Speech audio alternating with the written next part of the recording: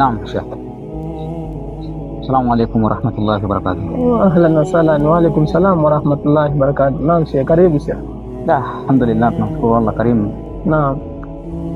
Habari za nyumbani? Sheikh Majaliwa, kwanza sisi tunamshukuru Allah, habari ni njema, tunaendelea vizuri, alhamdulillah, tuko vizuri. Karibu sana mwalimu. Alhamdulillah, nashukuru. Naam. Mwenyewe huko nilikotoka Allah anajalia. Ndio. Naam. Mimi si mkaaji sana, nimepita mara moja hapa. Naam. Nilikuwa naelekea hivi mbele kidogo. Lakini kuna kitu kimoja ambacho nimejiuliza sana katika maisha yangu. Baada ya kukufahamu nikajiuliza, kuna kitu kimoja ambacho kinanitatiza sana katika nafsi yangu. Naam, kitu gani mwalimu? Nahitaji kujua leo, kwa nini yani nasikia corona? Kwa nini unaitwa corona? Mashaallah.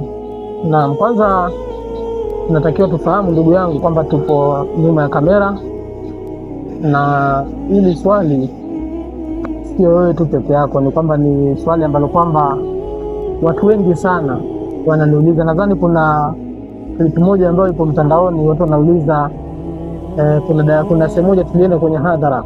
Naam. Wananiuliza kwa nini umeitwa corona. Mimi nikamwambia si muda wa kujifaini hili swali, yani wa kulieleza, lakini ipo siku nitalieleza. Nimeona si vibaya kama leo nitalieleza, kwa sababu kwa bahati nzuri umekutana na channel yetu hii ikiwa tupo live hapa, ama tunaendelea na taratibu zetu za kurekodi na namna gani tutafahamisha jamii. Mimi niingie tu moja kwa moja kujibu swali la ndugu yangu, ni kwa nini umeitwa corona, si ndivyo? Na mashaallah. Kwa haraka tu, sisi tulikuwa na grupu letu kipindi tuko masomoni 2013 kuja mpaka 2023. Inafika 2019 tulikuwa na kikundi chetu kinaitwa Masifa Crew. Kinaitwa Masifa Crew. Hii Masifa Crew ilikuwa na watu watatu, ambaye alikuwemo mmoja ni mtunzi wetu mkuu, kiongozi wetu mkuu alikuwa anaitwa Salim Masifa, ambaye ndugu yetu sasa hivi mashaallah yupo kidogo nje ya kazi hii, lakini tumuombeeni kheri na kumwombea dua kwa Allah azidi kumnyoosha. Kipa dakika 5 nakata. Allahumma. Sasa mtu wa pili ambaye alikuwa ni kiongozi anayepata ni mimi, Shaabani Ramadhani. Alafu watatu ndugu yetu anaitwa Omari Muhammad. Ilikuwa kikundi hichi ni kwa sababu ya uimbaji kasida hizi. Kasida zetu nazo pia alhamdulillah, pia kama kuna ambaye atazihitaji pia tunaweza tukampatia.